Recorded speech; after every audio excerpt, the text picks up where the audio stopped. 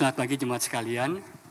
Saat tadi kita mendengar lonceng berbunyi, itu berarti bulan keluarga gereja kita sudah dimulai ya. Kita mengucap syukur ya kalau kita boleh memiliki keluarga, baik di dalam suka maupun duka, baik jauh maupun dekat. Tapi sebetulnya Allah juga menginginkan kedekatan dengan kita. Dia mengizinkan kita memanggil dia Bapa. Dia menginginkan hubungan yang hangat dengan kita. Jadi dalam setiap doa-doa kita boleh memanggil dia Bapa. Mari kita mulai ibadah kita dengan bersatu teduh. Kita tundukkan kepala dan hati kita. Musik akan mengalun. Dan kita akan berdoa masing-masing pribadi.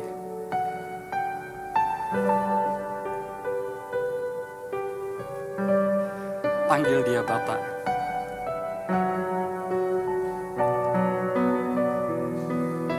Nyatakan ucapan syukurmu kepada Bapa.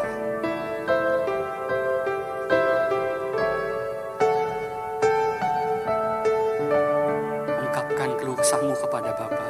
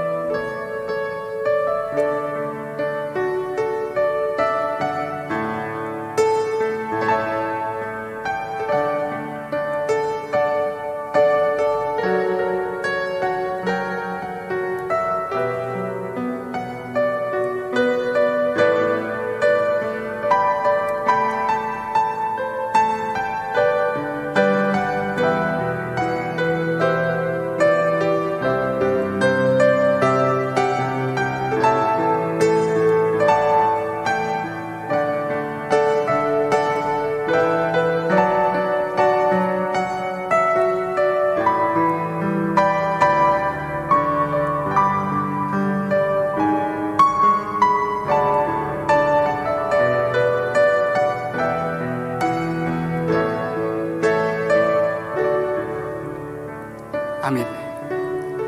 Mazmur 133 ayat 1 berkata, sungguh alangkah baiknya dan indahnya bila saudara-saudara seiman diam bersama dengan rukun. Mari kita dengan riang bersama, kita nyanyikan pujian, kita bersatu dalam kasih-Nya. Mari kita bangkit berdiri. Katakan, kita bersatu dalam kasih-Nya, bersatu dalam kasih-Nya. Bersatu dalam kasih-Nya. Bersatu dalam kasih-Nya, kita bersatu dengan doa, bersatu dalam kasih-Nya, sama memuji, kita membagi kasih-Nya, kita berpegang tangan dan bersaksi, bersatu dalam kasih-Nya.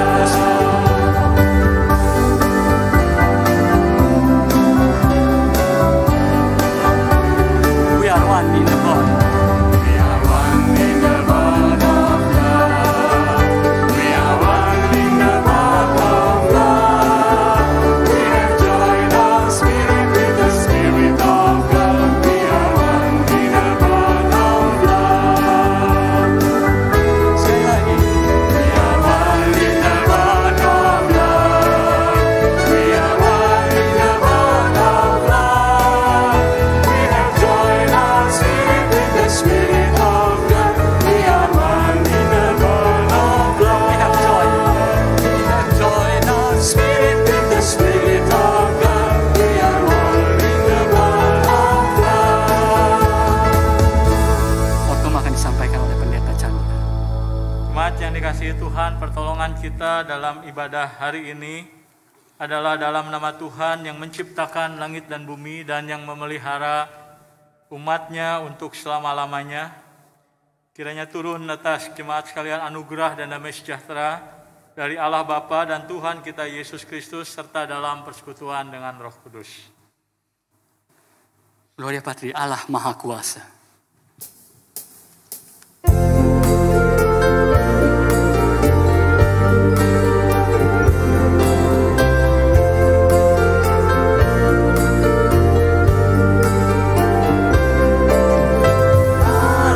Maha Kuasa,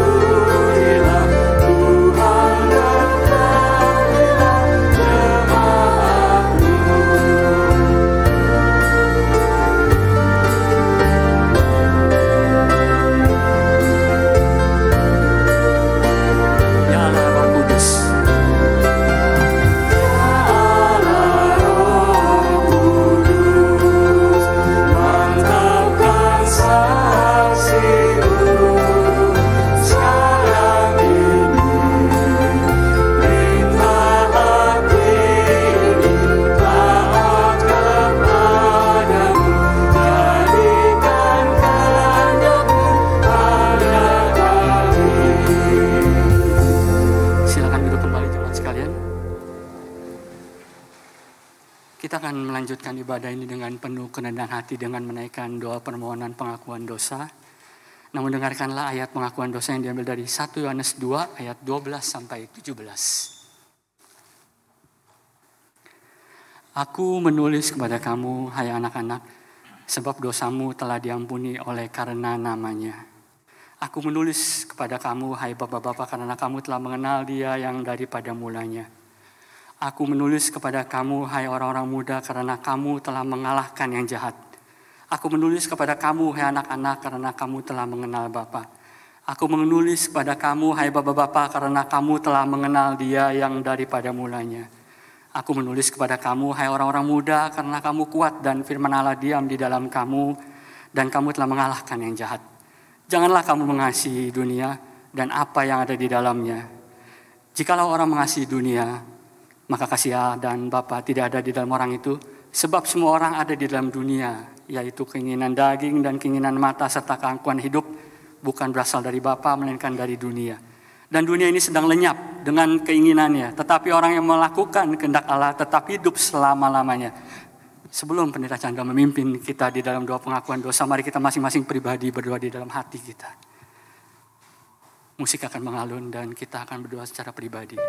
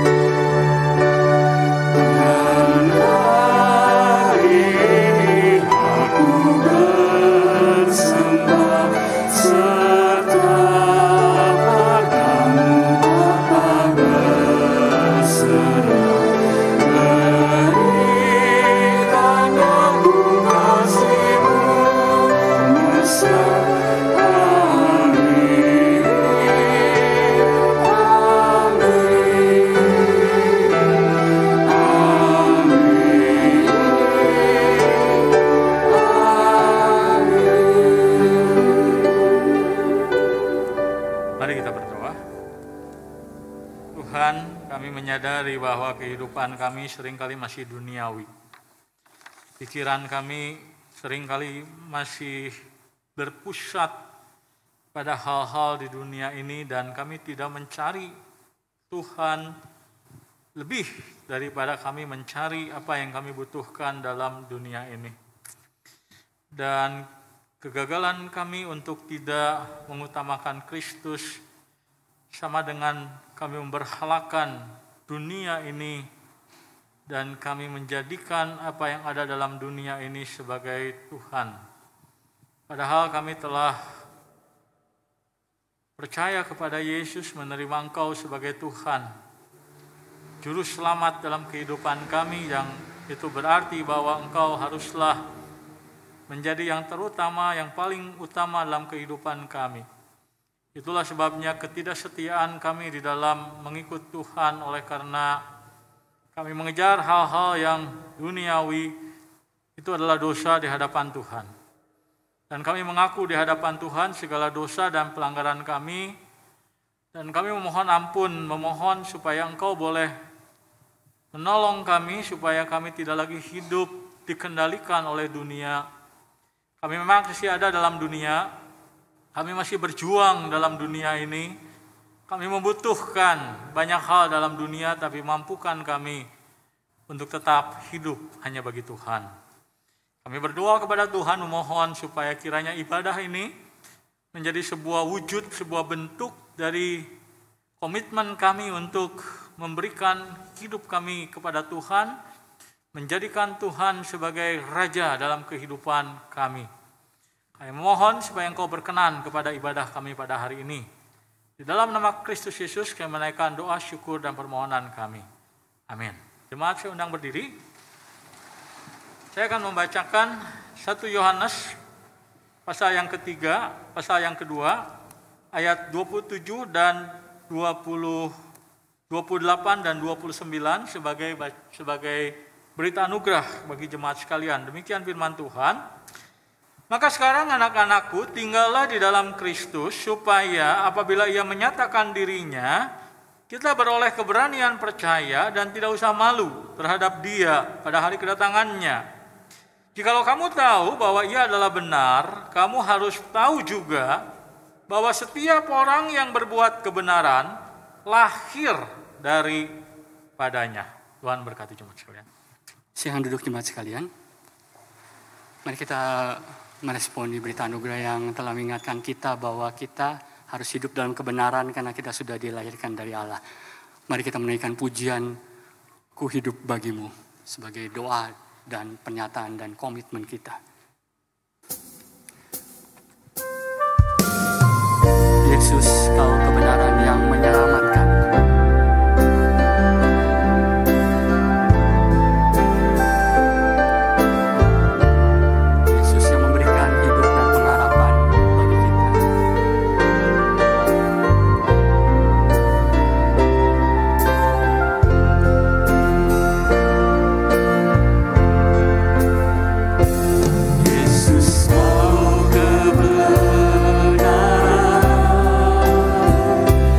Yang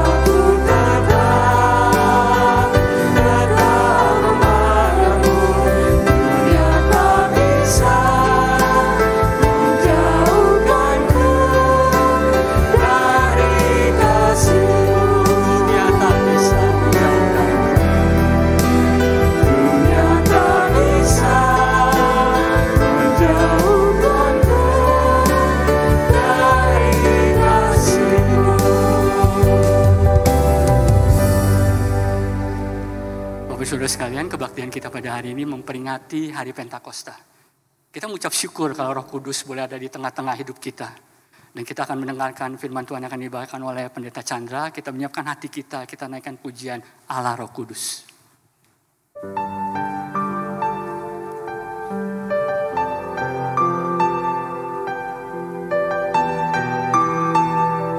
Allah Roh Kudus, penuhi kami.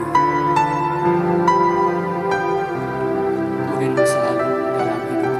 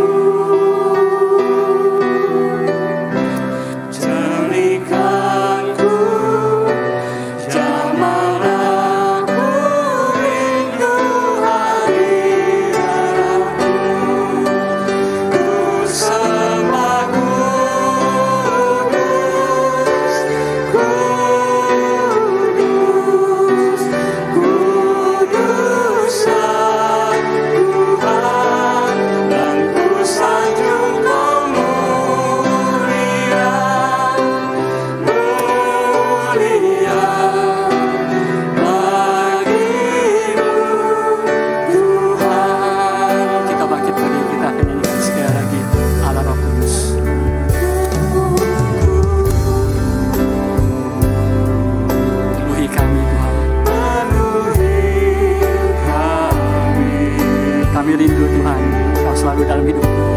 Ku rindu Kau selalu dalam hidupku.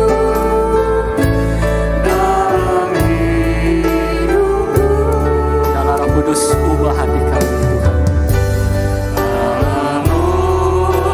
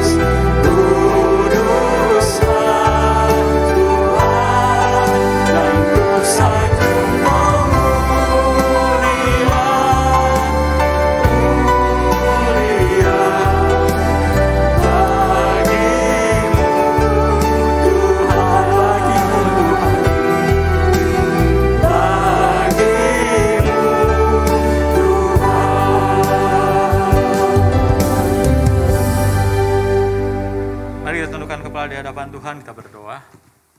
Tuhan, kami mengucap syukur untuk kemuliaan Tuhan, kekudusan Tuhan yang begitu agung, begitu besar. Namun di dalam kasih dan anugerah Tuhan, Engkau boleh berkenan mengizinkan kami menghadap Tuhan yang kudus, yang mulia. Kami melihat di dalam masa-masa perjanjian lama bahwa dosa membuat manusia binasa ketika berhadapan dengan kekudusan Tuhan.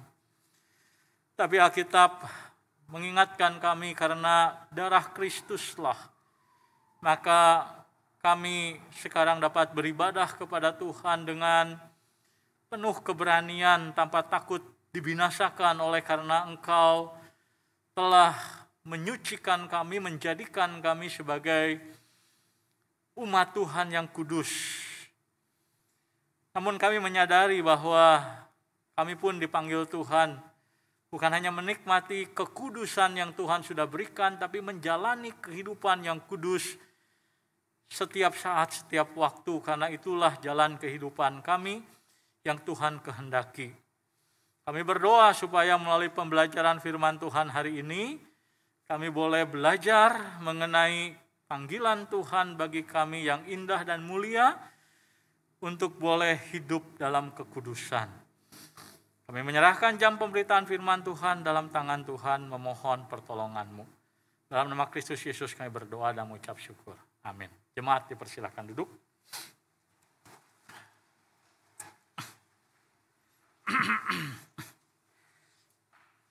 Saya mengundang jemaat sekalian untuk membuka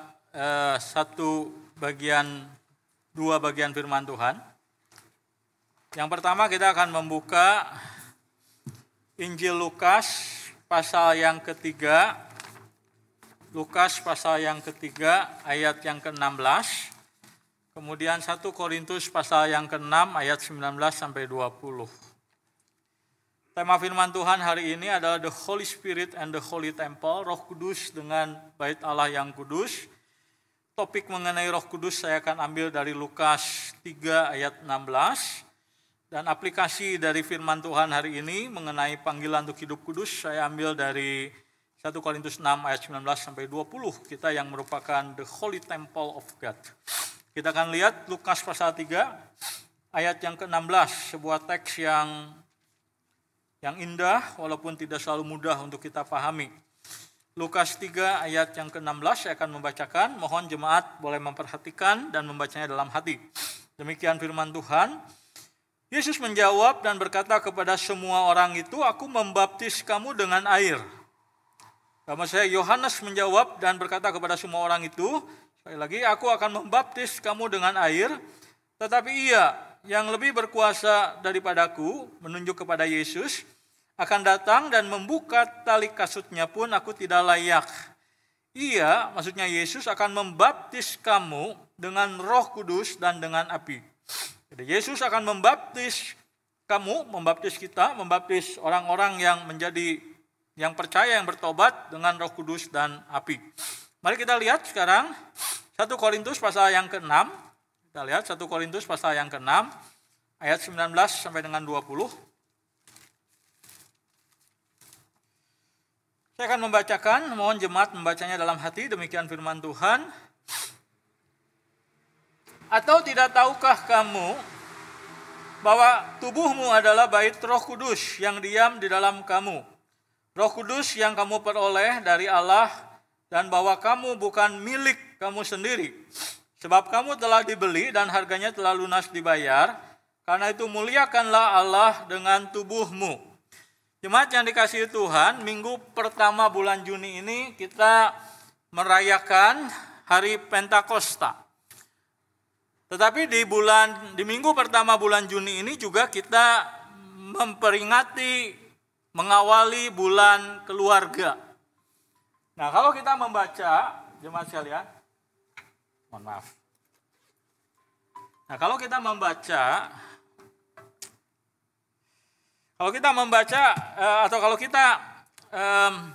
kita akan belajar selama bulan Juni ini mengenai topik-topik supremasi Kristus di dalam keluarga Kristen. Nah, minggu ini oleh karena saya berbicara dalam konteks Pentakosta, maka topik yang disampaikan adalah mengenai Holy Spirit dan the Holy Temple.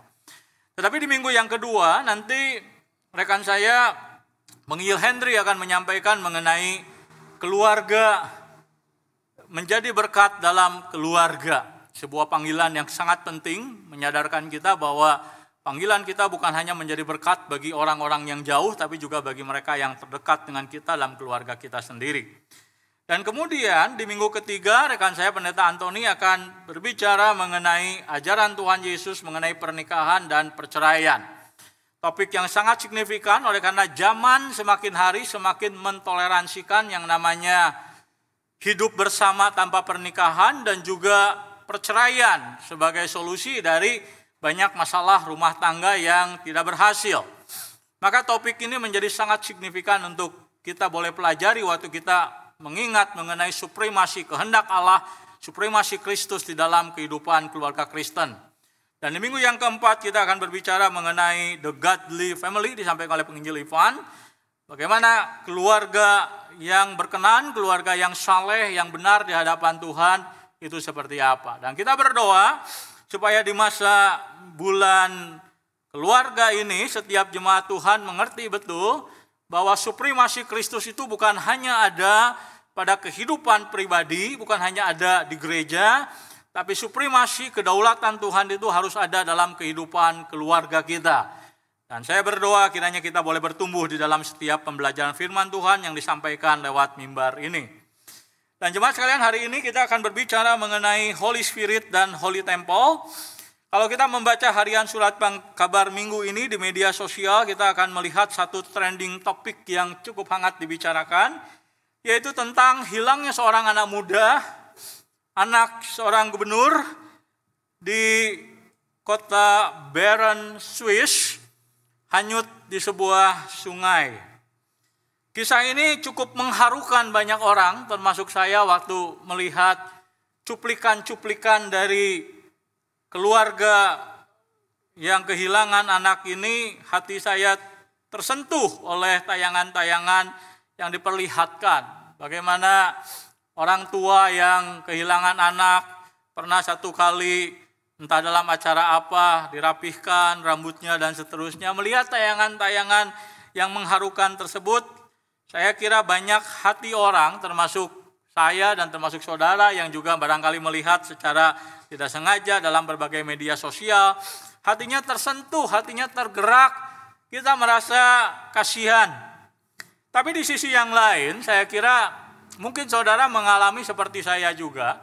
Ketika melihat tayangan-tayangan yang mengharukan seperti itu, kita kemudian menjadi teringat dengan orang-orang yang kita kasihi, yang begitu bernilai, yang begitu berarti dalam kehidupan kita. Waktu kita melihat bagaimana keluarga kehilangan anak yang dikasihi, kita kemudian teringat dengan orang-orang yang kita kasihi, dan saya yakin kita merasa bahwa kita nggak pernah terpikir, nggak pernah terbayangkan bahwa apa yang akan terjadi kalau seandainya kita kehilangan orang-orang yang kita kasihi. Sedihnya nggak tahu seperti apa. Dan biasanya kalau sudah seperti itu, tiba-tiba seorang suami yang biasanya sibuk sendiri, tiba-tiba jadi ingat istri. Mah, yuk kita makan sama-sama, gitu ya. Karena dia barangkali kisah yang dia saksikan menyentuh hidupnya.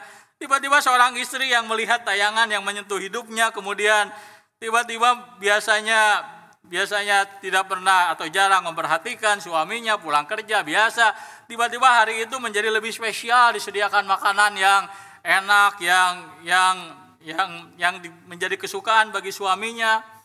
Orang tua tiba-tiba ngajak anaknya, yuk berlibur, begitu ya. Dan mungkin anak-anak juga di minggu itu tiba-tiba nelpon orang tuanya, nanya orang tuanya ini dan itu dan seterusnya.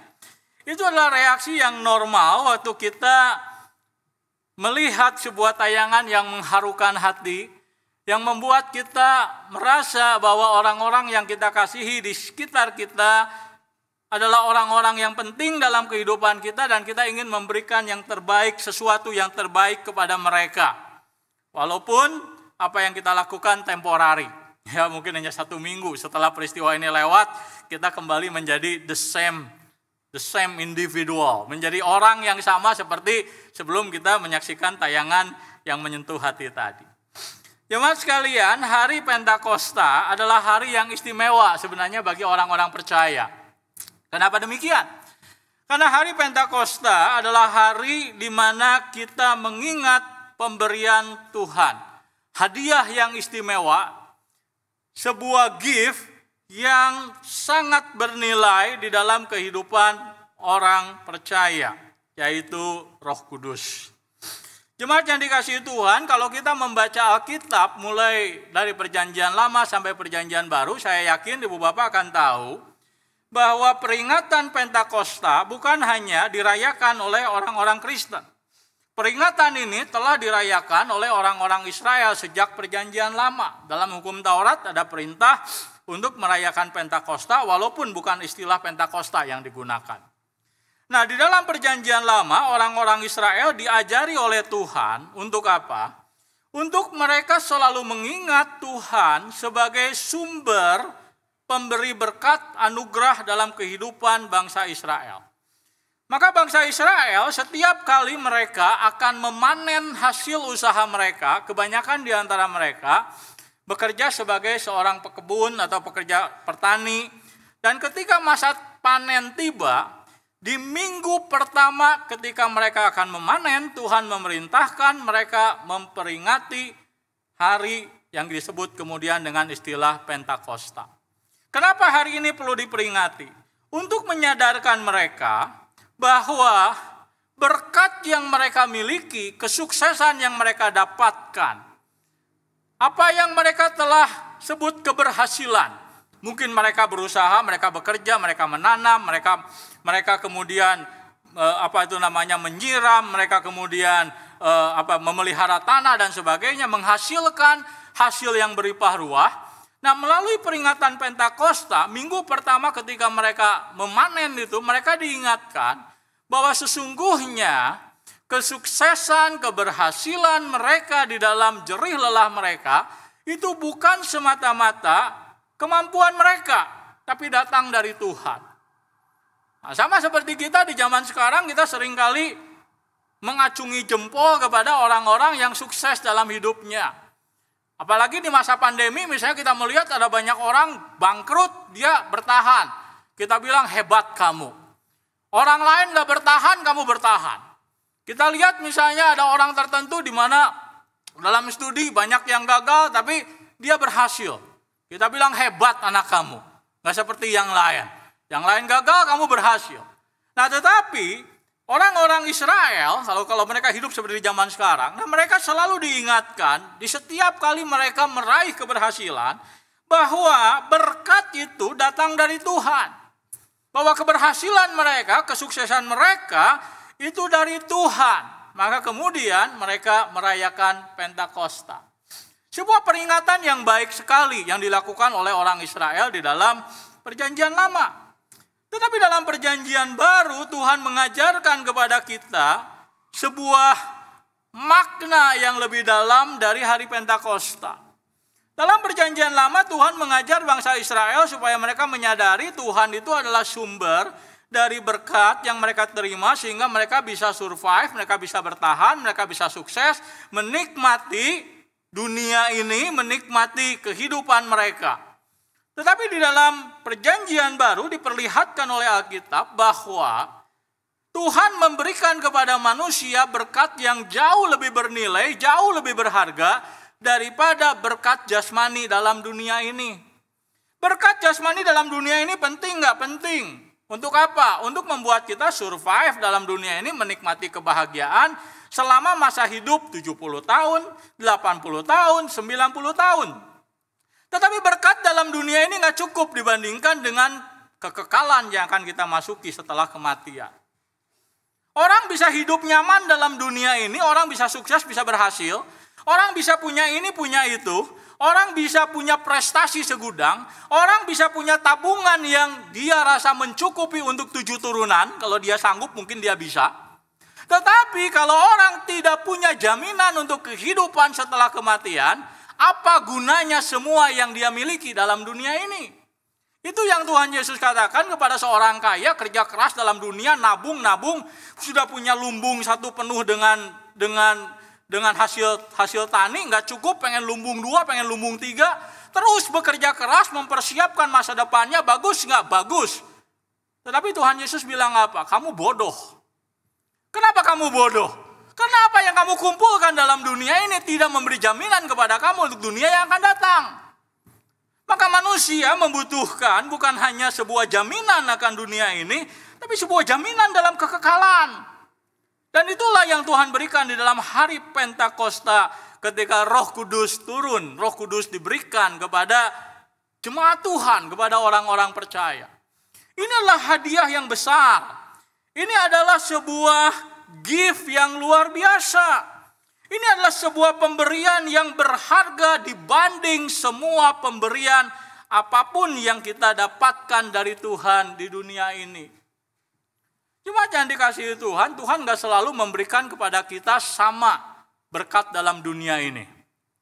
Ada yang Tuhan berikan kekayaan, Tuhan berikan kecukupan. Tapi kadang-kadang Tuhan mengizinkan ada juga duri dalam kehidupan mereka. Misalnya ada orang tertentu diberkati dengan kecukupan, tapi Tuhan berikan duri dalam bentuk sakit penyakit dalam kehidupannya.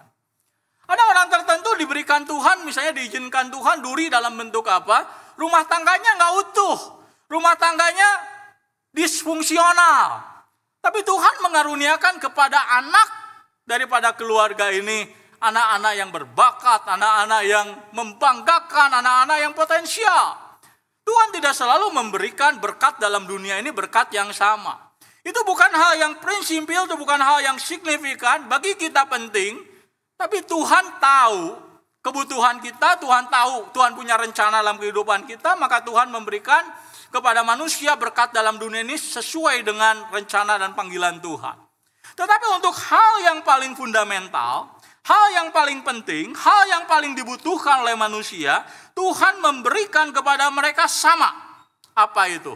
Roh Kudus. Roh Kudus adalah pemberian Tuhan, anugerah Tuhan yang paling mendasar, paling prinsip yang kita butuhkan, bukan hanya dalam dunia ini, tapi dunia setelah melewati kematian. Kenapa? Karena kalau Roh Kudus tidak diberikan kepada kita, tidak ada seorang pun yang akan bertahan dalam mengikut Tuhan, kalaupun orang tersebut sudah percaya kepada Tuhan.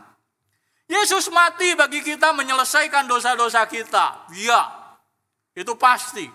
Tapi kalau Roh Kudus tidak diberikan kepada kita, kita tidak akan bertahan di dalam mengikut Tuhan dengan setia sampai akhir. Maka pekerjaan dari Yesus dan pekerjaan dari Roh Kudus itu berkesinambungan. Yesus menyelesaikan semua persoalan dosa-dosa manusia, tetapi Roh Kudus membuat kita, Dia memberikan kekuatan kepada kita, menolong kita untuk bertahan, mengikut Tuhan, setia sampai akhir. Tanpa Roh Kudus diberikan kepada kita, tidak ada seorang pun di antara kita yang survive dalam mengikut Tuhan sampai akhir.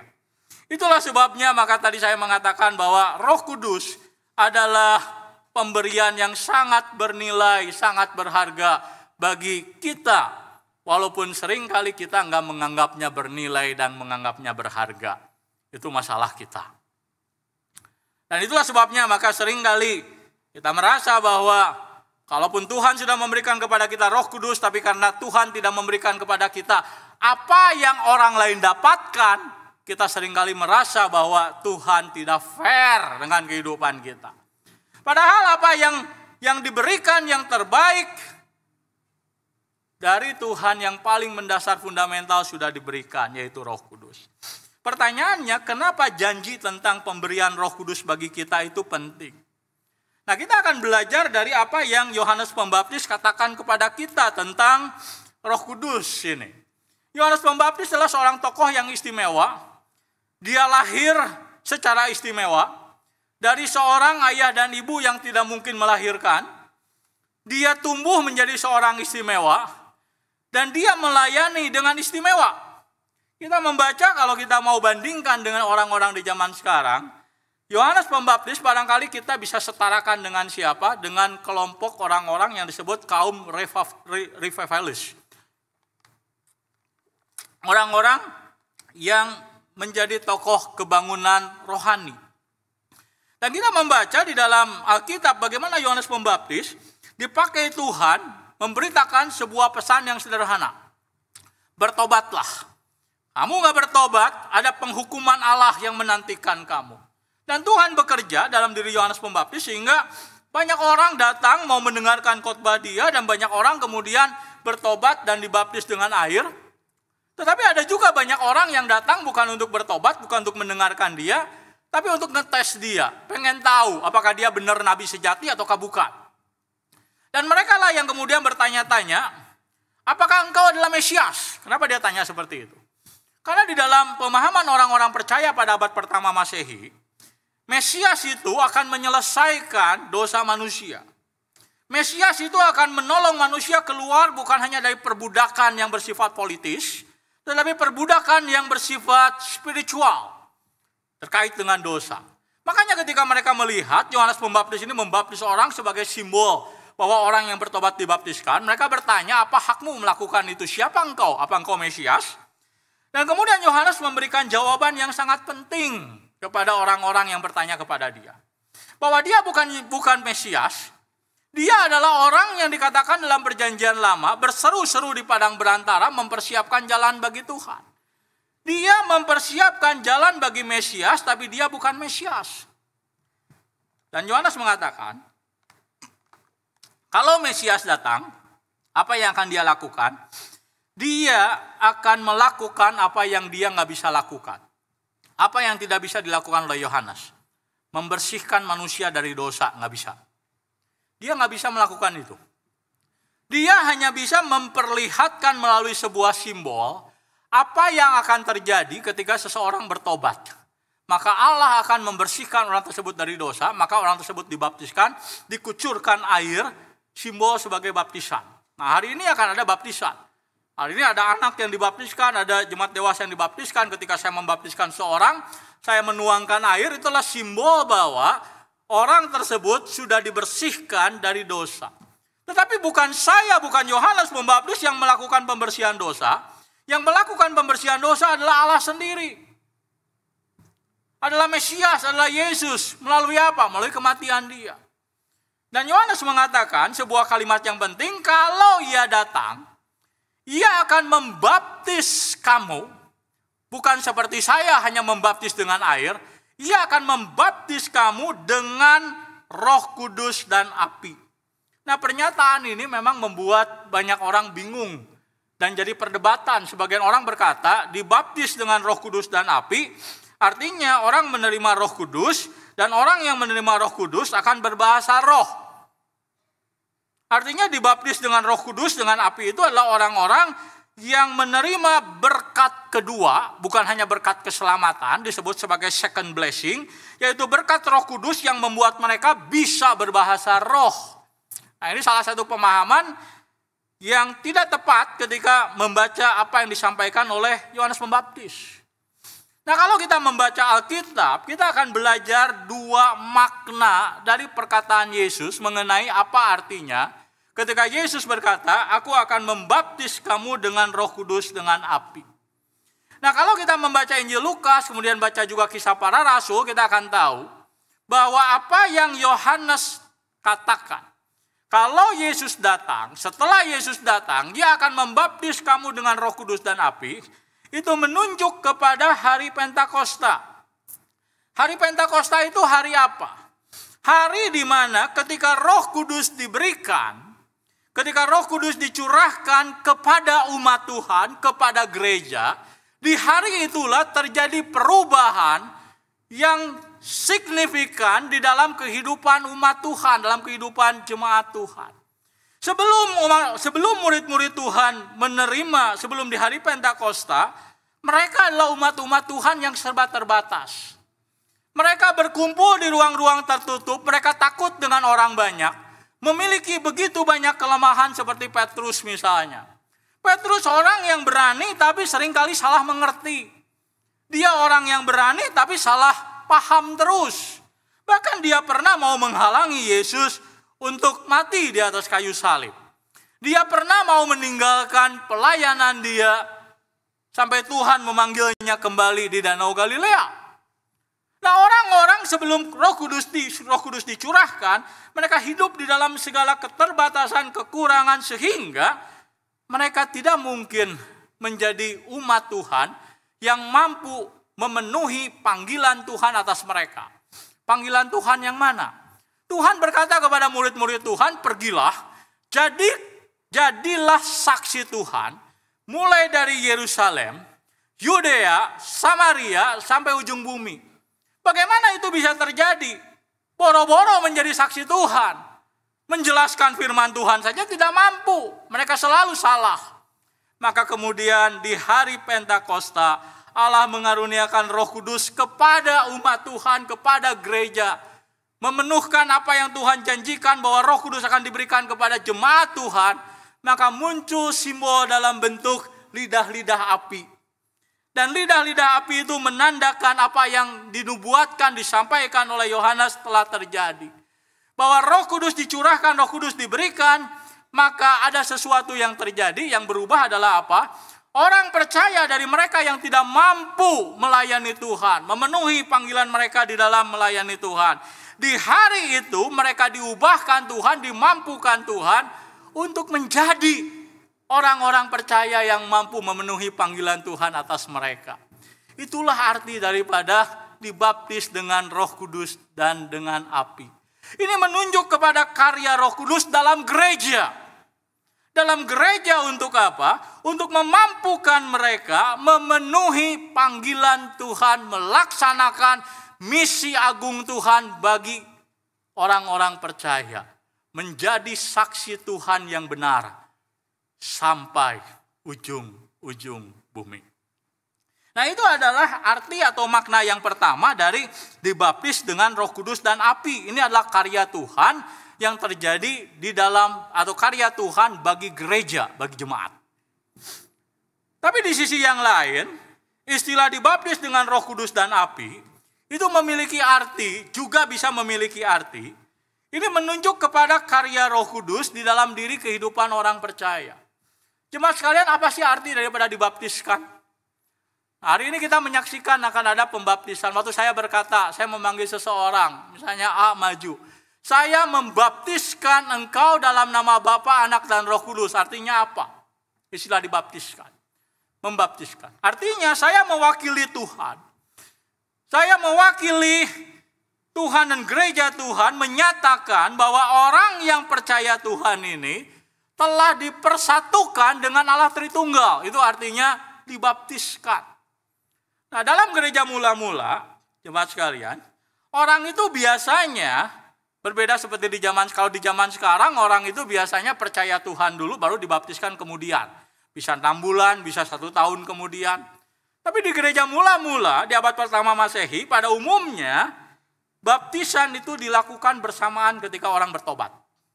Misalnya saja kalau ada dalam Alkitab ada sida-sida, ada utusan, ada pejabat dari Ethiopia datang bertemu dengan Filipus. Kemudian Filipus dia menjelaskan tentang firman Tuhan yang dibaca oleh sida-sida itu, dan kemudian ketika Tuhan membukakan mata imannya, sida-sida itu mengerti tentang apa yang dibacanya, tentang Yesus dan percaya kepada Yesus. Kemudian di hari itu dia dibaptiskan. Nah, apa artinya ketika orang itu dibaptiskan dalam nama Bapa, Anak, dan Roh Kudus? Maka orang tersebut artinya dipersatukan dengan Bapa, Anak, dan Roh Kudus. Nah, jadi arti perkataan bahwa kalau dia datang, kalau Yesus datang, dia akan membaptis kamu dengan Roh Kudus dan dengan api. Itu menunjuk kepada sebuah pengalaman orang-orang percaya. Ketika mereka menerima Yesus, ketika mereka bertobat, maka di dalam Kristus Roh Kudus itu dipersatukan dengan kita. Roh Kudus itu hadir dalam diri kita. Roh Kudus itu hidup dalam diri kita. Nah, itu menunjuk kepada apa arti daripada dibaptis dengan Roh Kudus dan dengan api. Jemaat sekalian, mungkin kita berkata sampai yang tadi Bapak jelaskan saya masih paham. Bahwa dibaptis dengan Roh Kudus artinya bahwa kita dipersatukan dengan Roh Kudus. Bahwa Roh Kudus hidup dalam diri saya. Tetapi kenapa Alkitab kemudian berkata dibaptis dengan Roh Kudus dan api? Apa maksudnya Roh Kudus dengan api? Nah, istilah Roh Kudus dan api itu menunjuk kepada aspek yang sama. Yaitu menunjuk kepada peran, identitas, dan role dari Allah, dari pribadi ketiga dari Allah Tritunggal, yaitu Roh Allah. Nah, jadi waktu kita dikatakan akan dibaptis dengan Roh Kudus dan api, maksudnya waktu Roh Allah hadir dalam kehidupan kita, waktu Roh Allah tinggal dalam kehidupan kita, maka Roh Kudus itu akan berperan. Berperan sebagai apa? Sebagai Allah yang bekerja menguduskan kita, itu artinya Roh Kudus. Dia disebut Roh Kudus karena dia adalah Allah yang perannya, panggilannya, role-nya adalah menguduskan kita. Dan Roh Kudus ini juga adalah Roh Allah yang dimetaforakan, digambarkan seperti api. Api itu gambaran apa? Gambaran pemurnian. Jadi Roh Allah yang tinggal dalam diri kita adalah Roh Allah yang akan berperan untuk menyucikan dan memurnikan kita dari dosa. Sehingga kita menjadi orang-orang yang hidupnya menjadi berbuah. Yang hidupnya menjadi lebih baik, yang hidupnya memuliakan Tuhan. Jemaat yang dikasihi Tuhan, itulah kenapa tadi saya mengatakan pemberian Roh Kudus dalam kehidupan orang percaya itu merupakan hadiah yang terpenting, hadiah yang terbesar, hadiah yang terindah. Karena dengan hadirnya Roh Kudus dalam kehidupan kita, hidup Anda dan saya, hidup orang-orang yang kita kasihi, bisa dan mampu berubah menjadi lebih baik. Coba saya tanya, apa yang paling kita idamkan dalam dunia ini? Kalau kita adalah katakanlah seorang istri, kita punya suami yang hidupnya gak benar, tapi kaya, baik, tapi gak setia, tukang selingkuh. Apa yang Anda mau harapkan dari, apa yang Anda paling harapkan? Kalau Anda minta hadiah dari Tuhan, Tuhan kasih Anda kesempatan meminta sesuatu, apa yang Anda minta? Tuhan, saya mau minta mobil. Tuhan, saya mau minta rumah. Tuhan, saya mau minta permata. Tuhan, saya mau minta apa? Semua yang ada dalam dunia ini, saya yakin kalau kita punya suami seperti itu, yang kita minta dengan tetesan air mata, Tuhan, satu yang saya minta adalah suami saya berubah. Satu yang saya minta, suami saya tidak lagi menjadi orang yang selingkuh tetapi setia di dalam pernikahannya. Itu yang saya minta kepada Tuhan. Tanpa Roh Kudus hadir dalam kehidupan seseorang, sampai mati orang tidak bisa berubah. Manusia bisa pura-pura berubah, bisa. Kita bisa menjadi orang yang pura-pura baik, bisa. Kita bisa menjadi orang yang pura-pura saleh, bisa. Kita bisa menjadi orang yang pura-pura menjadi berkat bagi orang lain, bisa. Tetapi kita tidak bisa membohongi diri kita, tidak bisa membohongi orang-orang yang di sekitar kita. Kalau hidup kita jelek dari dalam, kalau hidup kita rusak dari dalam, kita nggak bisa membohongi orang lain. Kita tahu itu. Dan tidak ada yang bisa mengubah kita. Tidak ada yang bisa menolong kita. Tidak ada yang bisa melepaskan kita dari kondisi yang rusak ini, kecuali Roh Kudus diberikan dalam kehidupan kita. Itulah alasannya kenapa dia disebut Roh Kudus, bukan? Dia disebut Roh Kudus kenapa? Karena dia adalah Allah yang kudus. Allah yang kudus artinya apa? Dia adalah Allah yang tidak berdosa. Dia Allah yang suci. Dia bisa keras, tapi dia tidak pernah melakukan kekerasan. Ananias dan Safira, dia berdosa kepada Tuhan, mendustai Roh Kudus. Roh Kudus keras dengan gereja Tuhan, memperlihatkan bahwa kesucian, kesalehan dalam gereja perlu dijaga. Maka Tuhan memberikan sebuah contoh yang keras. Ananias dan Safira digampar Tuhan sampai mati. Tapi apa yang Tuhan lakukan bukan kekerasan. Kekerasan adalah dosa. Tuhan bisa keras, tapi dia tidak melakukan kekerasan. Nah, maka Allah adalah Allah yang kudus, oleh karena dia tidak berdosa, tidak ada dosa sedikit pun dalam dia. Tapi dia juga adalah Allah yang kudus dalam pengertian apa? Dalam pengertian bahwa dia adalah Allah yang kudus, oleh karena apa? Oleh karena dia adalah Allah yang bekerja untuk menguduskan. Karya dia, peran dia, role dia adalah menguduskan, menyucikan kita membuat kita bukan hanya menjadi orang Kristen yang lepas dari dosa, tapi membuat kita menjadi orang Kristen yang berbuah, bertumbuh, dan memuliakan Tuhan. Maka ini adalah anugerah yang sangat bernilai, sangat berharga dalam kehidupan kita. Jangan sepelekan itu. Jemaat yang dikasihi Tuhan, hal yang kita patut syukuri dari Tuhan itu apa? Bahwa ternyata Roh Kudus itu diberikan kepada semua orang. Kepada semua orang percaya, termasuk mereka yang tidak bertumbuh di dalam Tuhan. Mereka yang nampak gagal, yang nampak tidak berhasil, tapi ternyata Roh Kudus juga diberikan kepada mereka. Tahu dari mana? Tadi kita membaca dalam surat 1 Korintus pasal 6, Rasul Paulus menyebut orang-orang Korintus sebagai apa? Sebagai bait Roh Kudus. Tidak tahukah kamu bahwa kamu adalah bait Roh Kudus? Allah diam dalam diri kamu. Kalau kita mau tahu jemaat Korintus seperti apa, baca baik-baik surat Korintus. Saya dalam pembinaan calon majelis gereja, sekitar bulan Mei yang lalu, mendiskusikan dengan para pengurus gereja mengenai apa? Mengenai gereja yang sehat, gereja yang sakit, gereja yang sekarat. Ada gereja yang sehat, ada gereja yang sakit, tapi juga ada gereja yang sekarat. Kalau kita membaca jemaat Korintus, kita barangkali bisa mengatakan ini gereja sebenarnya bukan hanya sakit, ini sekarat. Bayangkan di gereja ini jemaatnya suka ribut, suka berantem, suka bertengkar. Kita aja kalau kita punya gereja suka bertengkar, suka berantem, pusing kepala kita. Kalau pendeta dengan pendeta bertengkar, pendeta dengan penginjil bertengkar, penatua dengan pendeta bertengkar, penatua dengan penatua bertengkar, penatua dengan diakan bertengkar, diakan dengan diakan bertengkar, jemaat dengan jemaat bertengkar, anggota paduan suara bertengkar, komisi dengan komisi bertengkar. Kita bilang pusing kita berada dalam gereja seperti itu. Kemudian orang kan pindah gereja, cari gereja yang merasa lebih damai. Ini jemaat Korintus juga seperti itu, kerjaannya bertengkar terus. Maka saya mengatakan kalau mau dikategorikan, nih gereja barangkali sekarat, nih gereja bukan cuma sakit, sakit berat. Belum lagi gereja ini terjebak dengan favoritisme. Kalau Paulus yang khotbah, 3.000 yang hadir barangkali, walaupun nggak disebutkan. Apolos yang khotbah, 4.000 yang hadir. Petrus yang khotbah, 5.000 yang hadir. Kalau si B yang khotbah, nggak jelas siapa namanya misalnya, dari mana asalnya. 10 yang hadir, 50 yang hadir. Favoritisme. Nah, saya berharap itu tidak terjadi di GKM Hosana. Oh yang ini khotbah banyak, yang ini khotbah tidak hadir misalnya. Nah itu mirip gereja Korintus kalau seperti itu.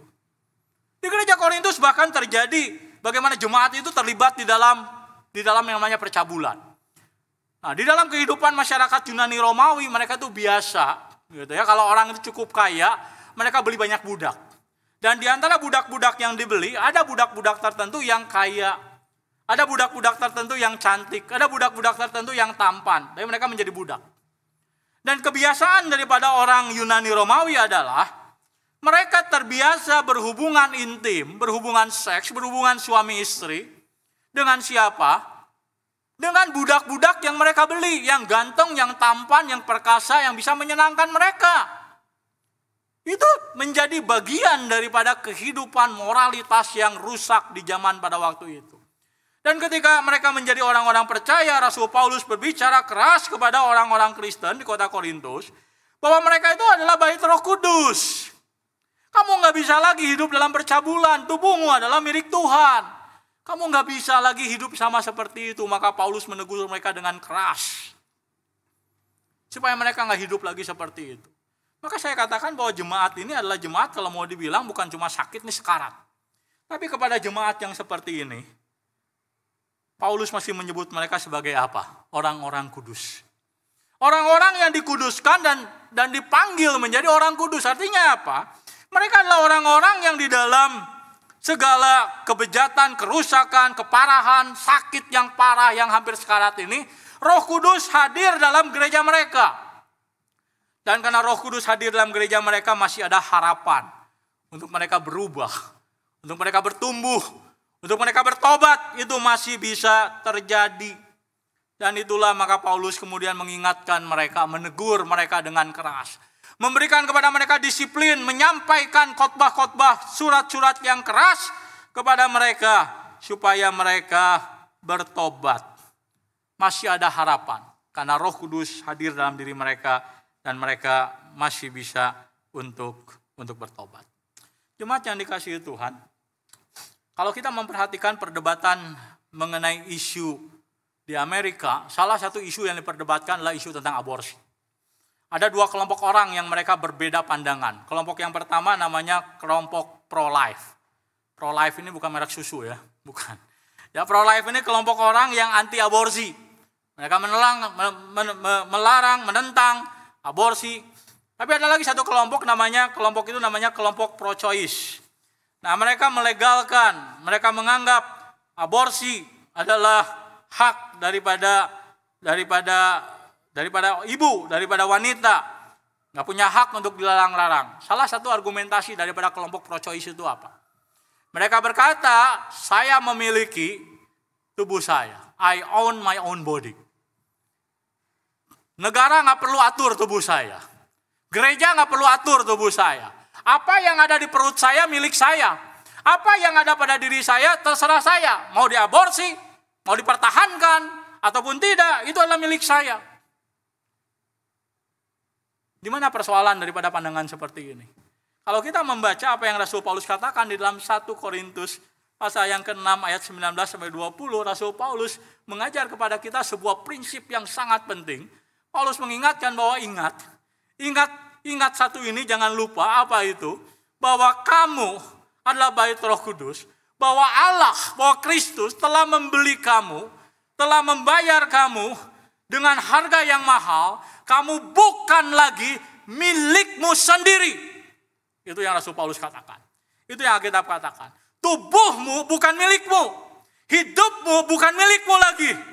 Waktumu, apa yang kamu miliki dalam hidup ini, bukan kepunyaan kita lagi, semuanya adalah milik Tuhan. Itulah sebabnya Rasul Paulus mengatakan kepada jemaat Korintus. Karena Kristus telah membeli kamu, karena Kristus telah menebus kamu, karena Roh Kudus hadir dalam hidup kamu, jangan lagi hidup semau dirimu sendiri. Kita nggak bisa lagi berkata, suka-suka gua mau ngerokok mau enggak. Suka-suka gua mau minum keras apa enggak. Suka-suka gua mau kerja 15 jam, 16 jam. Mau jadi orang workaholic, suka-suka gua. Suka-suka gua mau ke gereja apa tidak. Suka-suka gua mau membaptiskan anak apa enggak. Itu semua adalah hak saya. Jemaat yang dikasihi Tuhan, baca sekali lagi 1 Korintus pasal yang ke-6 ayat 19-20. Kita itu tidak lagi memiliki hak untuk hidup kita. Ketika kita percaya kepada Yesus, kita berkata kepada Dia, Tuhan, saya menerima Engkau sebagai Tuhan dan Juru Selamat dalam hidupku. Engkau menerima surga, puji Tuhan. Engkau menerima hidup yang kekal, puji Tuhan. Tapi Engkau juga menyerahkan dirimu kepada Dia, menjadi milik Dia, menjadikan Dia Tuhan, Raja dalam kehidupanmu. Dan itu membuat kita nggak bisa lagi hidup suka-suka. Itu nggak bisa membuat kita hidup semau diri kita. Masa depanku adalah milikku. Hidupku milikku, tubuhku milikku, uangku milikku, waktuku milikku, masa depanku milikku. Terserah aku mau bagaimana. Tidak bisa begitu. Konsekuensi dari orang yang menyerahkan hidup kepada Tuhan. Roh Kudus hadir dalam diri orang tersebut. Ini adalah berkat yang luar biasa, anugerah yang luar biasa dalam kehidupan kita. Bayangkan roh Allah tinggal dalam hidup kita. Tetapi konsekuensi ketika kita dimiliki Tuhan adalah apa? Segala sesuatu yang kita miliki, segala sesuatu yang ada pada kita, itu bukan lagi menjadi milik kita, maka itu menjadi milik Tuhan. Maka Paulus memberikan kepada kita satu perkataan yang sangat signifikan, muliakanlah Allah. Muliakanlah Allah dengan apa yang kita miliki. Itulah sebabnya jemaat yang dikasihi Tuhan, saya ingin menutup khotbah saya hari ini dengan sebuah ilustrasi yang menggerakkan hati saya ketika saya mempersiapkan khotbah ini. Ada seorang bapak gereja namanya Bonifasius. Bonifasius ini disebut sebagai rasul orang Jerman. Dia disebut rasul bukan karena dia seperti Rasul Paulus, dia disebut rasul, dia adalah utusan misi bagi orang Jerman. Ia dikenal sebagai misionaris terbesar pada abad pertengahan. Hidup tahun 680 lahirnya. dan dia mati pada tahun 5 Juni 755. Berarti di hari ini tanggal 5, di hari tanggal 5 seperti hari ini, begitu ya, dia mati. Tanggal 5 Juni, menjadi peringatan akan karya dia bagi orang Jerman. Jemaat yang dikasihi Tuhan, dia hidup, dia besar, dia lahir di Inggris, tapi dia terbeban melayani di Eropa. Dia memberitakan Injil di Belanda, dia pergi ke Jerman. Di dalam pelayanannya dia mengalami banyak tantangan, sama seperti di zaman sekarang. Kalau gereja ingin serius di dalam mengikuti kehendak Tuhan, selalu ada banyak tantangan, selalu ada banyak kesulitan. Kalau nggak mau banyak tantangan, nggak mau banyak kesulitan, ikut aja arus dunia. Pasti kita lebih mudah. Tapi kalau kita mau ikut Tuhan, kalau gereja mau setia kepada Tuhan, selalu banyak tantangan, selalu banyak kesulitan. Dan Bonifacius, dia tidak menyerah dengan tantangan yang dihadapi, dia tetap setia melayani Tuhan. Sampai satu kali Tuhan izinkan dia memberitakan Injil di sebuah kota di Jerman, kota yang begitu sulit diinjili oleh karena warga kota ini percaya dengan sesosok dewa yang bernama Thunder God, dewa petir. Dan Thunder God ini menyatakan dirinya dalam sebuah pohon keramat berusia ratusan tahun. Mereka berkata, kalau kita percaya kepada berita Injil yang kamu sampaikan, Thunder God akan mengutuk kita semua akan celaka. Kemudian Bonifacius, dia kemudian mendengar itu, dia mengambil kapak. Dia kemudian pergi ke pohon keramat yang disebut sebagai The Thunder God. Dan di waktu itu dia memotong pohon itu seorang diri. Kayunya digunakan untuk menjadi bahan gereja. Diperlihatkan bahwa pohon ini tidak ada apa-apanya. Ketika orang melihat apa yang dilakukan oleh Bonifacius, orang berkata, sebentar lagi kamu mati. Sebentar lagi lu kena tulah. Sebentar lagi, kalau dia orang Betawi, ente pasti mampus. Kalau dia orang Betawi, barangkali orang Jerman. Dia berkata seperti itu.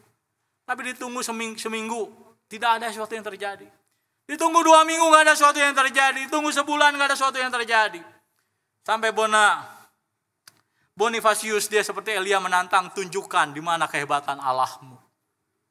Dan orang di kota Jerman, kemudian Tuhan bekerja dalam hati mereka, kemudian mereka bertobat, percaya kepada Tuhan. Banyak orang dibaptiskan. Tetapi sekelompok orang tidak percaya kepada apa yang dia beritakan. Mereka marah dengan apa yang dilakukan oleh Bonifacius. Kemudian apa yang mereka lakukan? Mereka bersekongkol, mereka menghasut orang banyak. Dan kemudian di malam hari tanggal 4 Juni, mereka menyerang rumah kediaman Bonifacius. Menyiksanya sampai mati. Keesokan harinya tanggal 5 Juni tahun 1755, ketika jemaat Tuhan datang ke rumah Bonifacius, mereka mendapati Bonifacius telah mati. Yang menarik, yang menjadi kesaksian luar biasa adalah posisi Bonifacius ketika dia mati. Apa yang dia lakukan? Dia mati sambil memeluk kitab suci. Seolah-olah dia sedang berkata kepada orang yang melihat kematiannya, kamu boleh mengambil hidupku, kamu boleh mengambil apapun, segala sesuatu bisa hilang dalam hidupku, tapi tidak dengan kebenaran Tuhan yang dia pegang, yang dia percayai.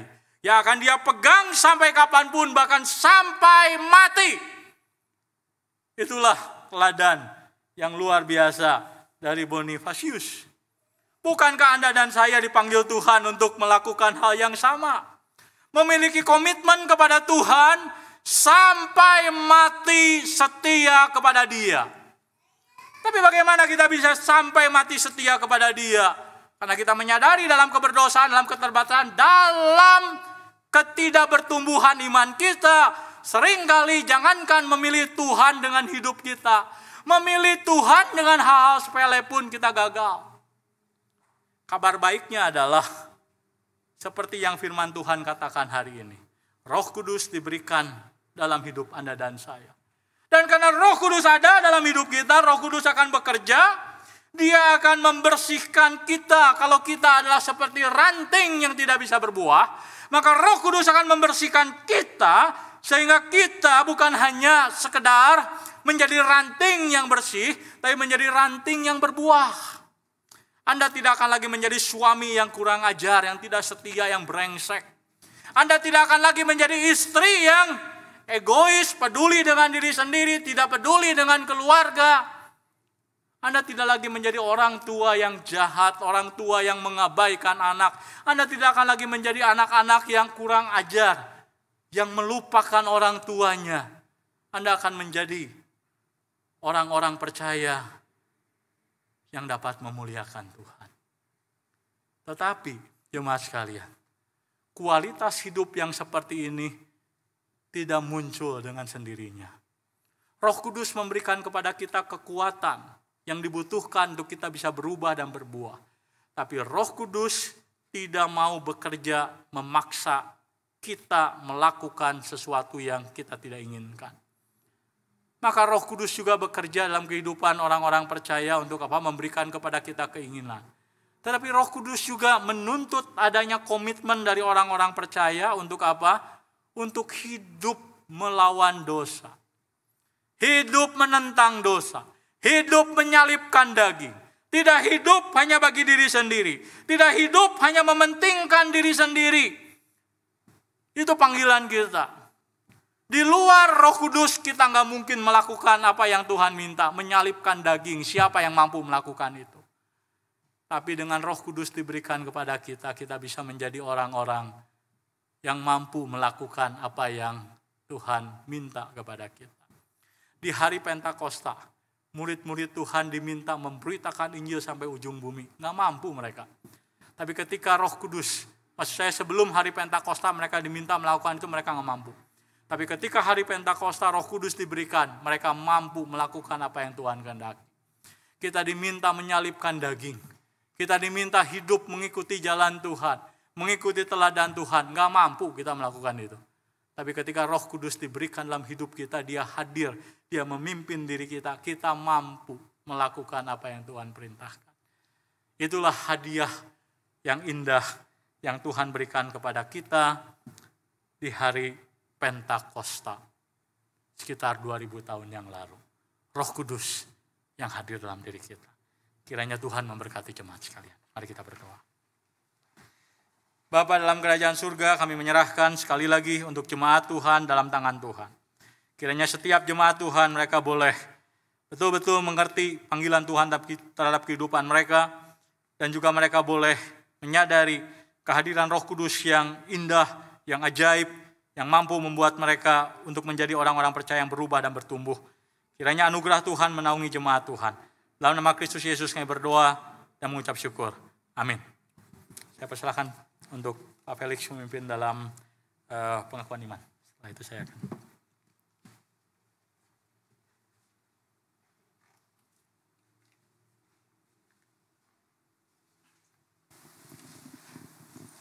Mari jemaat sekalian kita bangkit berdiri. Mari bersama-sama dengan gereja di segala abad dan di segala tempat kita ikrarkan pengakuan iman kita, yaitu pengakuan iman rasuli yang berbunyi demikian.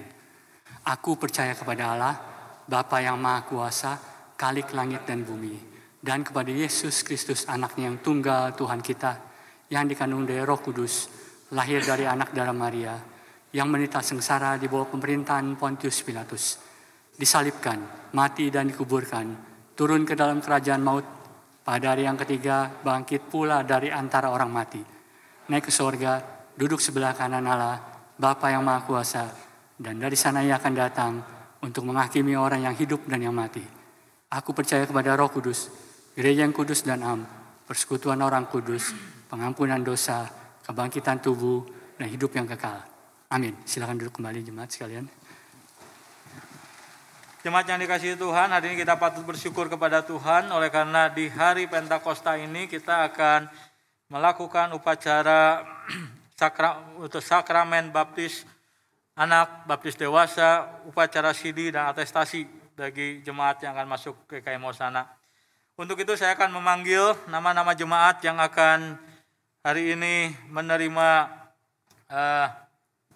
atestasi upacara penerimaan jemaat. Yang pertama, Bapak Binsar Simamora dari Gereja Huria Kristen Indonesia Bandar Lampung. Yang kedua, Saudara Erik Thompson Sarumaha dari Gereja Banua Keriso Protestan Nias. Ketiga, Saudara Gideon Cahya dari Gereja Sidang Kristus Sukabumi. Keempat, Ibu Hasrat Kristiani Gea dari Gereja Niha Keriso Protestan Indonesia Jemaat Kalvari Bandung. Bapak Jun Peter Hareva dari Gereja Niha Keriso Protestan Indonesia Jemaat Kalvari Bandung. Dan Ibu Rauli Silitonga dari Gereja Huria Kristen Indonesia Bandar Lampung. Dan saya mengundang untuk orang tua yang akan membaptiskan anak, Bapak Penginjil Henry dan Ibu Tan Christine Setianingsih yang akan membaptiskan putra mereka Felix Andrew Lim. Bapak Penginjil Ivan Setiawan dan Ibu Maya Irena Anjasmara yang akan membaptiskan putri mereka Ivanya Mikaela Hadi Wasita.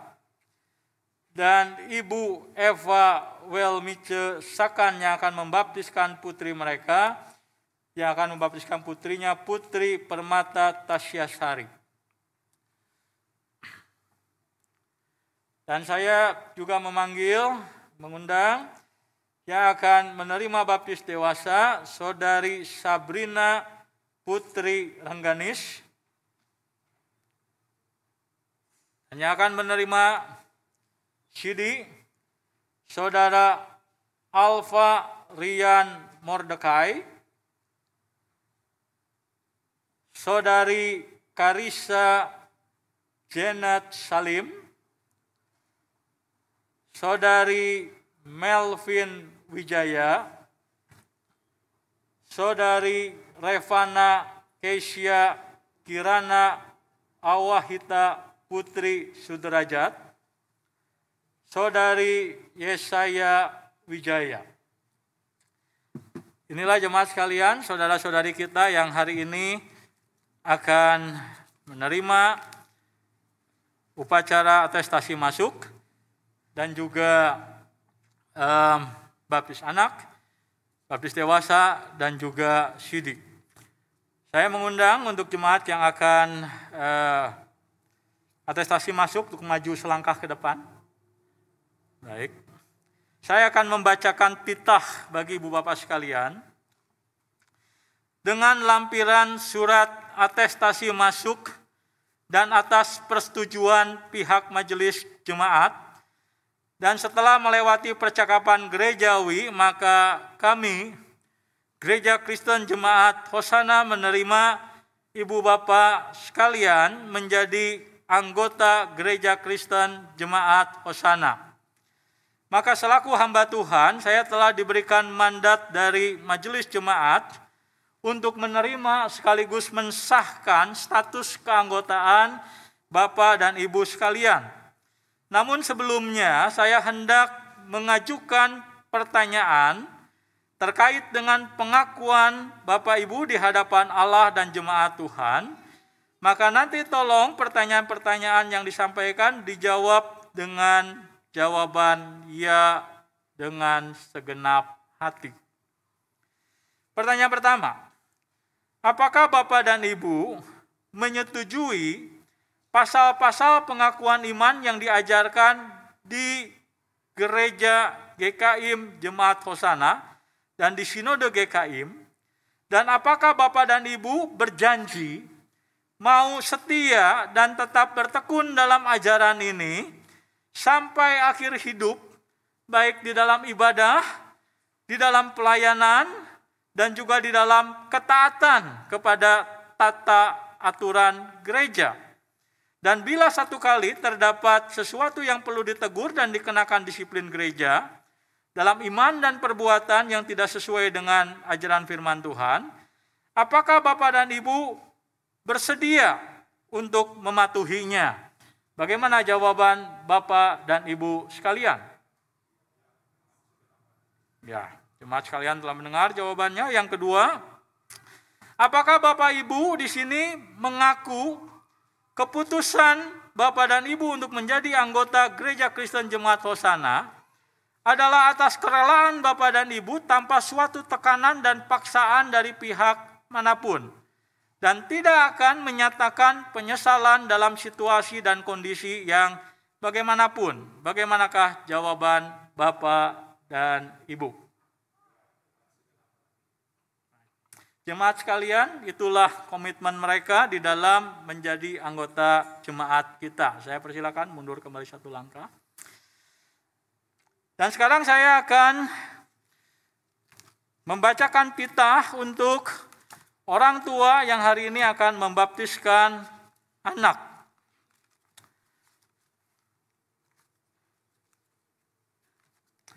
Jemaat yang dikasihi Tuhan, menurut firman Allah, anak-anak orang percaya terhisap di dalam rencana keselamatan Allah, dan sebagai warga kerajaan Allah, Tuhan Yesus berkata, ingatlah, jangan menganggap rendah salah seorang anak-anak kecil ini. Karena aku berkata kepadamu, ada malaikat mereka di sorga yang selalu memandang wajah Bapakku yang di sorga. Dan biarkanlah anak-anak itu datang kepadaku dan jangan kamu menghalang-halangi mereka, sebab orang-orang yang seperti itulah yang punya kerajaan Allah. Demikian juga Tuhan Yesus berkata, siapa saja yang menyambut seorang anak seperti ini dalam namaku, ia menyambut aku. Dengan bersandarkan anugerah Tuhan Yesus Kristus, kita memohon pemeliharaan dan bimbingan Tuhan bagi mereka di dalam jemaat yang kudus, sehingga kemudian hari anak-anak orang percaya akan mengaku dan percaya kepada Yesus sebagai Tuhan dan Juru Selamat pribadinya.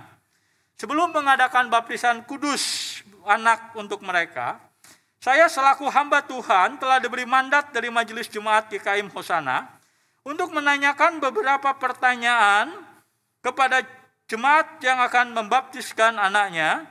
Untuk itu saudara jemaat sekalian diharapkan memberikan jawaban yang sebenarnya sebagai bentuk janji dan komitmen kepada Tuhan. Pertanyaan yang pertama, semua pertanyaan tolong dijawab dengan jawaban ya dengan segenap hati. Pertanyaan pertama, apakah Bapak dan Ibu percaya bahwa Tuhan Yesus Kristus adalah satu-satunya Juru Selamat manusia? Bagaimana jawaban Bapak dan Ibu? Pertanyaan kedua, apakah Bapak dan Ibu percaya bahwa anak-anak Bapak dan Ibu adalah orang-orang berdosa, namun diterima di dalam anugerah Allah, di dalam Kristus Yesus Tuhan kita?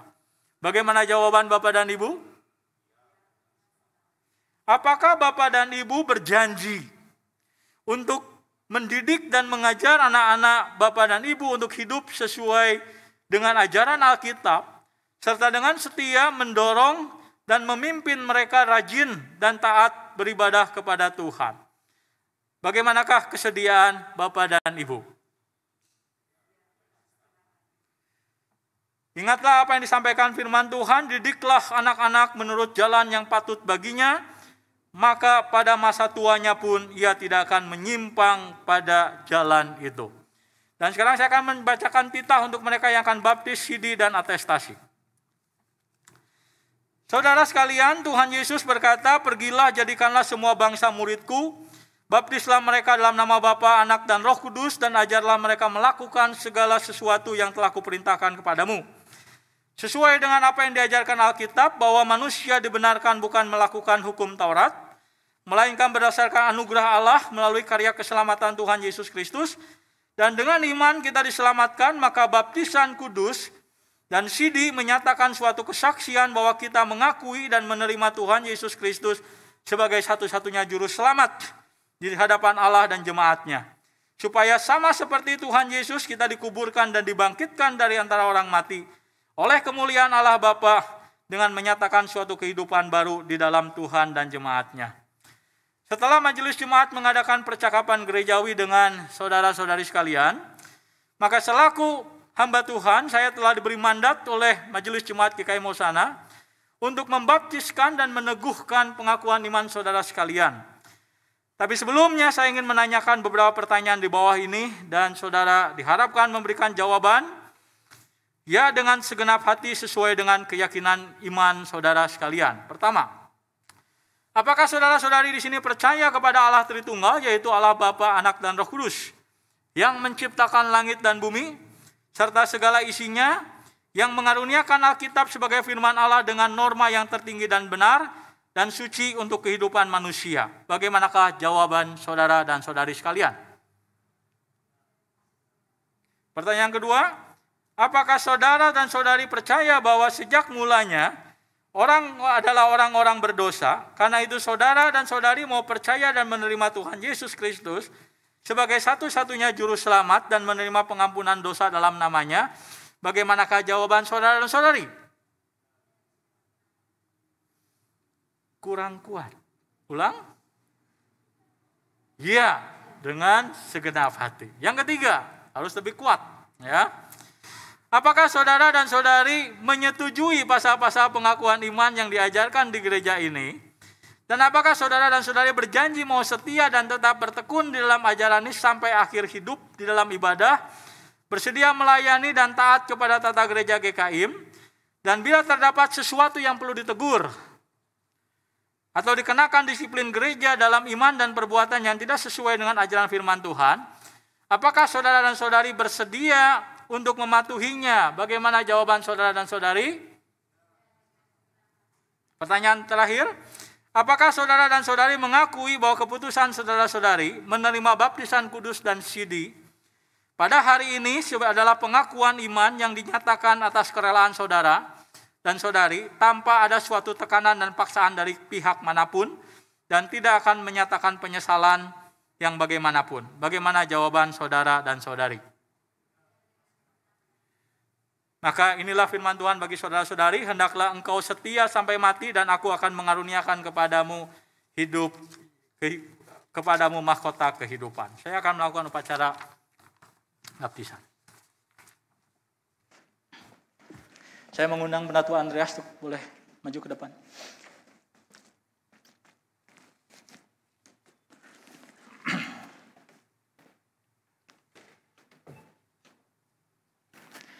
Saya mengundang Evangelis Henry dan Ibu Tan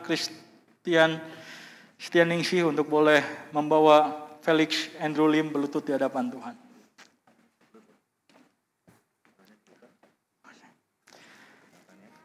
Felix Andrew Lim, saya membaptiskan engkau dalam nama Bapa, Anak, dan Roh Kudus.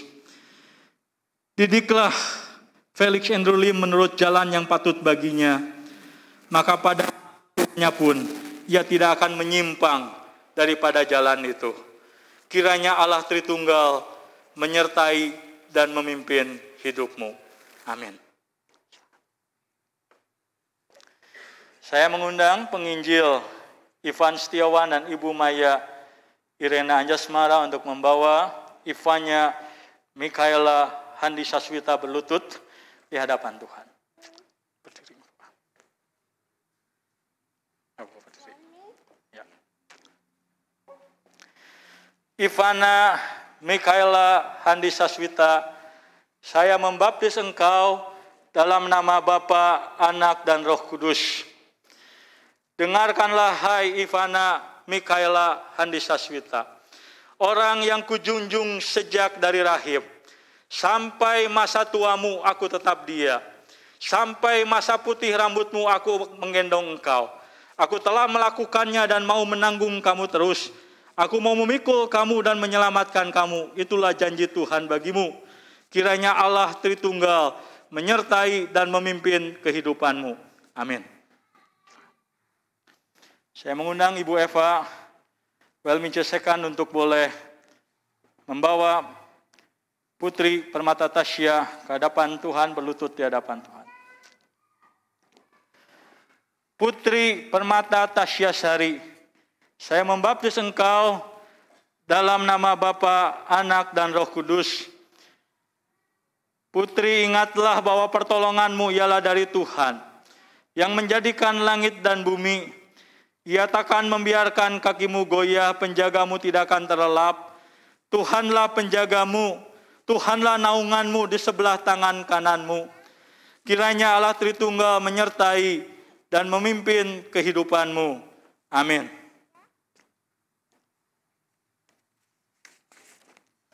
Saya mengundang untuk Sabrina Putri Rengganis maju dan berlutut di hadapan Tuhan. Sabrina Putri Rengganis, saya membaptis engkau dalam nama Bapa, Anak, dan Roh Kudus. Sabrina Putri Rengganis, janganlah kamu menjadi serupa dengan dunia ini, tetapi berubahlah oleh pembaharuan budimu, sehingga kamu dapat membedakan manakah kehendak Allah, apa yang baik, yang berkenan kepada Allah, dan yang sempurna. Kiranya Allah Tritunggal menyertai dan memimpin kehidupanmu.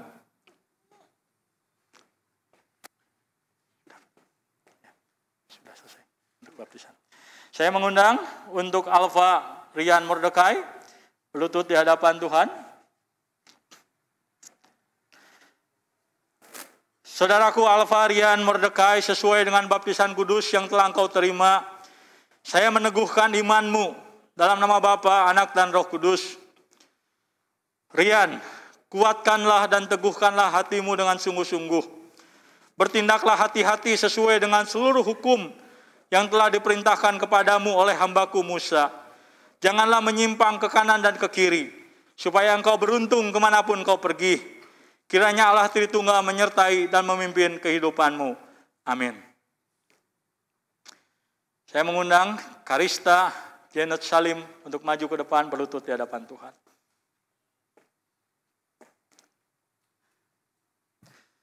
Karista Janet Salim, sesuai dengan baptisan kudus yang telah engkau terima, saya meneguhkan imanmu dalam nama Bapa, Anak, dan Roh Kudus. Karista, ingatlah bahwa barang siapa mengatakan bahwa ia ada di dalam Dia, ia wajib hidup sama seperti Kristus telah hidup. Kiranya Allah Tritunggal menyertai dan memimpin kehidupanmu. Amin. Saya mengundang Melvin Wijaya untuk boleh berlutut di hadapan Tuhan.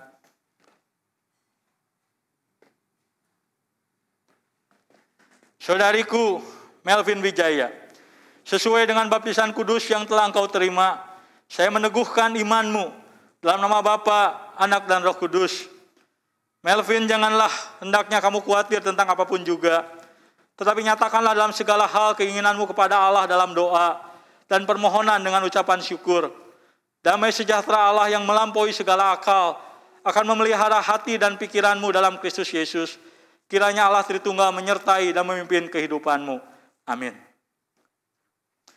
Saya mengundang Revana Kesia Kirana Awahita Putri Sudrajat untuk berlutut di hadapan Tuhan. Revana Kesia Kirana Ahawita Putri Sudrajat, sesuai dengan baptisan kudus yang telah engkau terima, saya meneguhkan imanmu dalam nama Bapa, Anak, dan Roh Kudus. Kesia, jangan seorang pun menganggap engkau rendah karena engkau muda. Jadilah teladan bagi orang-orang percaya dalam perkataanmu, dalam tingkah lakumu, dalam kasihmu, dalam kesetiaanmu, dalam kesucianmu.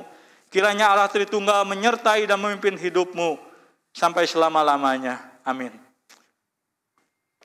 Saya mengundang Yesaya Wijaya untuk ke depan dan berlutut di hadapan Tuhan.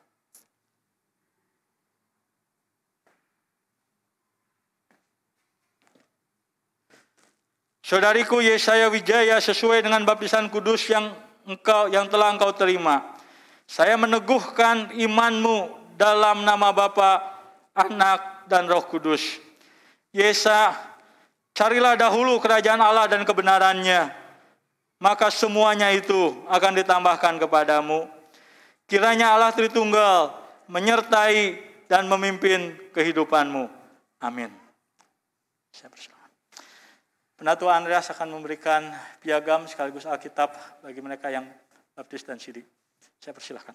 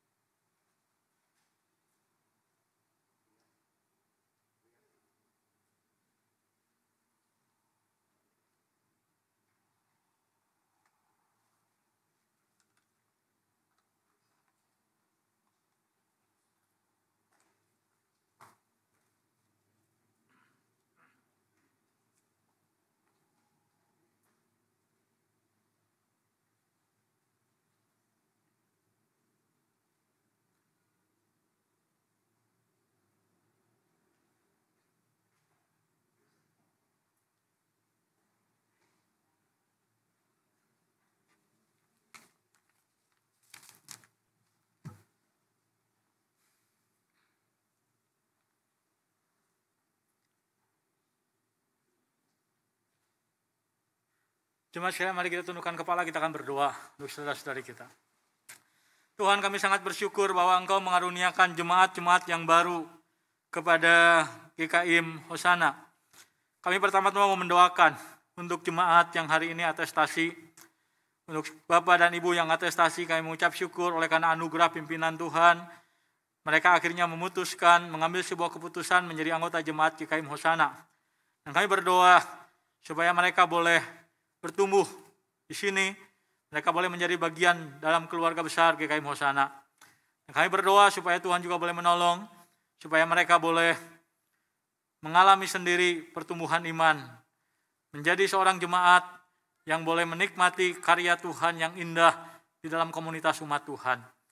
Dan kami juga mengingat untuk anak-anak yang hari ini boleh dibaptiskan.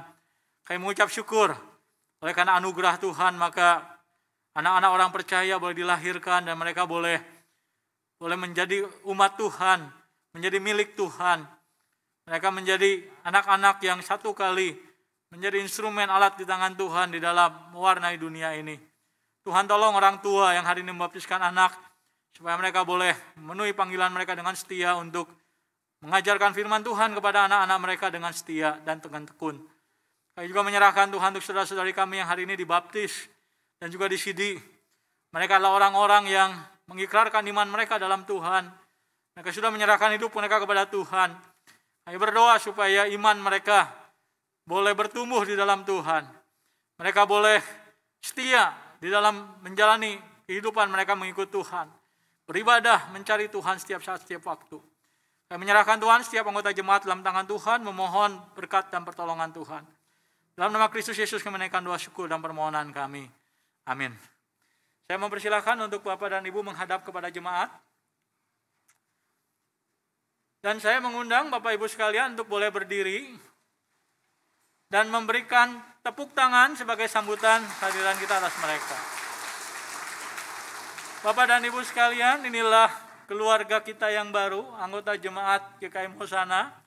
Doakan mereka, dukung mereka, sambut mereka, dan kita boleh bertumbuh bersama dengan mereka. Kiranya Tuhan senantiasa memberkati jemaat yang hari ini atestasi, menerima upacara baptisan anak, baptisan dewasa, dan juga sidi, dan juga kita sekalian seluruh anggota jemaat dan simpatisan yang hadir di gereja ini. Kiranya Tuhan memberkati sekalian. Jemaat dipersilakan duduk dan saya kembalikan untuk ibadah kepada silakan duduk juga untuk mereka yang dibaptis.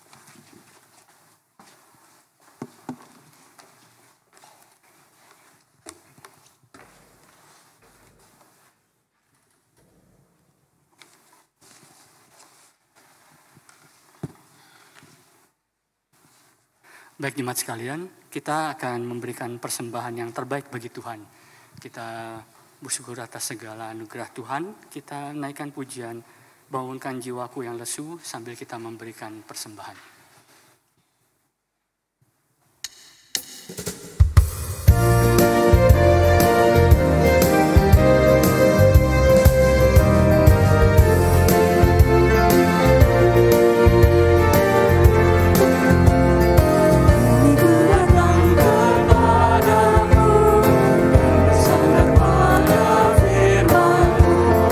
Dengarkanlah doaku ini, doa janji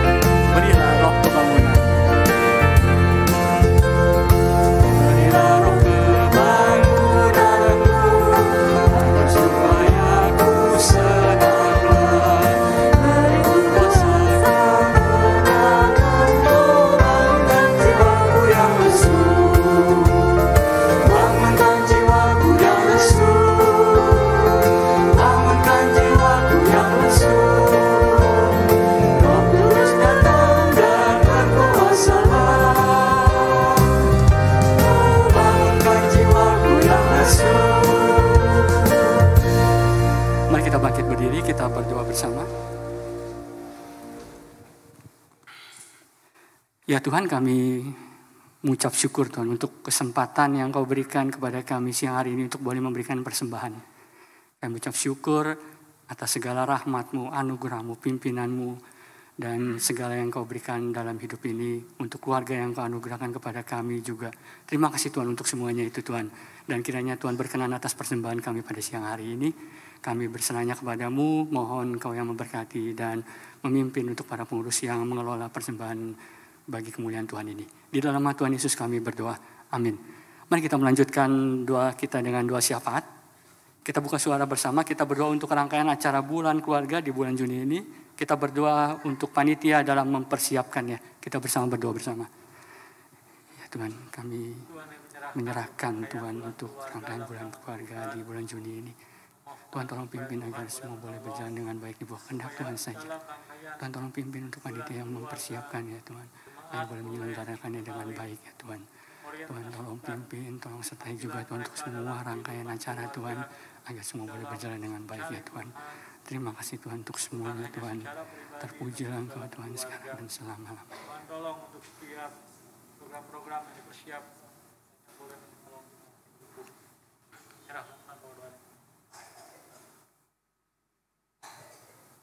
Doksologi Bapa di sorga, hatiku bersyukur.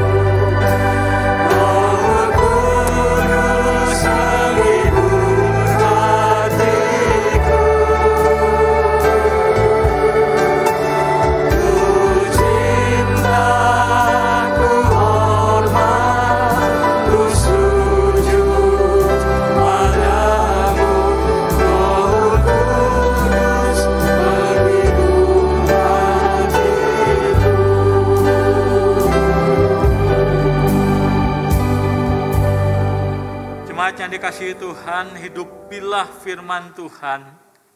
Hiduplah selalu bergantung berharap kepada Tuhan dan terimalah berkat Tuhan. Tuhan memberkati engkau dan melindungi engkau. Tuhan menyinari engkau dengan wajah-Nya dan memberi engkau kasih karunia. Tuhan menghadapkan wajah-Nya kepadamu dan memberi engkau damai sejahtera. Amin.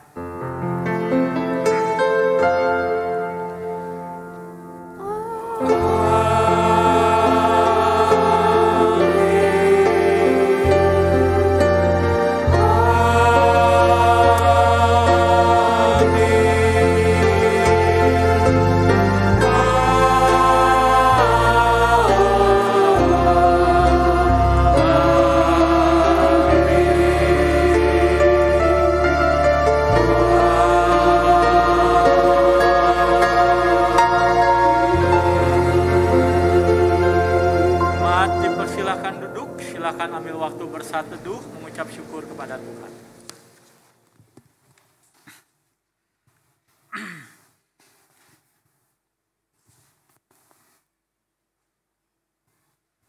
Amin. Jemaat yang dikasihi Tuhan, saya akan menyampaikan satu warta yang penting untuk boleh disimak dan diperhatikan oleh jemaat sekalian.